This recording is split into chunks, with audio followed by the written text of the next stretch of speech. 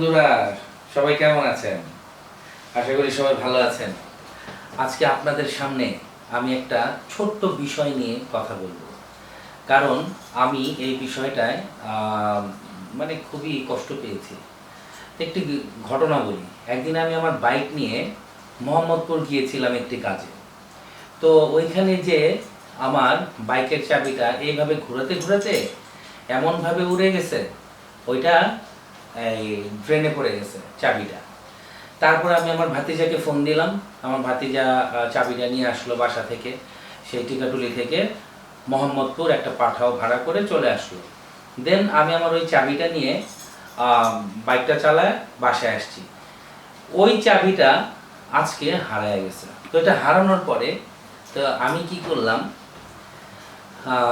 বাইকটা নিয়ে বাইকের সামনে গেলাম গ্যারেজে, যে দেখি যে ঘেটি তো ব্যাকা করা।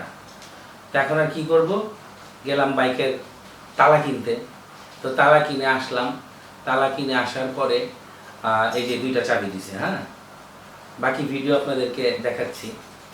তো তালাটা চেঞ্জ করে মেকার নিয়ে আসলাম। মেকার নিয়ে এসে তালাটা চেঞ্জ করলাম।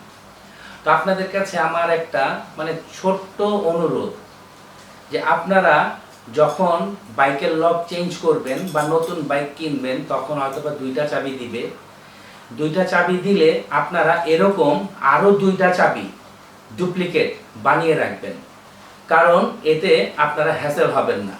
তিনটা চাবি ঘরে রাখবেন, বা একটা চাবি তো বাইকে থাকবে, একটা চাবি ব্যাক পকেটে রাখবেন, আর দুইটা চাবি ঘরের মধ্যে আপনার আলমারিতে হোক, ওয়ার্ড্রপে হোক ব্যাকআপ রাখবেন। কেন বললাম কথাটা?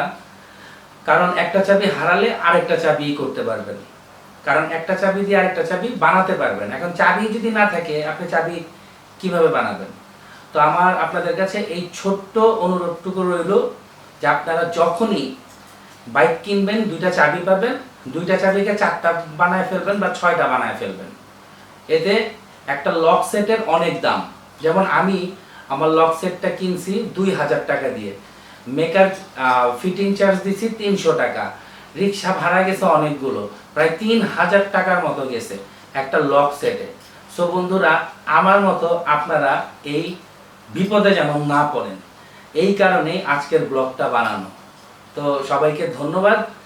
আশা করি আমার ব্লগটা পুরোটাই আপনারা দেখবেন। ধন্যবাদ। গতকালকে রাতে এই লক সেটটা পাল্টাইছি, আপনাদেরকে সেই ভিডিওটা দেখাতে পাই নাই, তো আজকে সকালে দেখাচ্ছি। এটার সাথে দুইটা চাবি পেয়েছি, টাঙ্কির একটা লক পেয়েছি, এখানে একটা লক দেওয়া হয়েছে, এবং এই সিট লকটা দেওয়া হয়েছে। তো চলুন বাইক নিয়ে বের হয়ে দেখি কি কি কাজ করা যায়। এখন যাচ্ছি আমি আমার মেয়ের স্কুলে, ওকে আনতে হবে। আমি আমার মেয়ের স্কুলে চলে আসছি, এখন একটু পিক আপ করে বাসায় দিয়ে আসবো। মেয়েকে স্কুল থেকে নিলাম, এখন বাসায় যাব, মেয়েকে বাসায় দিয়ে আসবো। মেয়েকে এখন বাসায় নামালাম।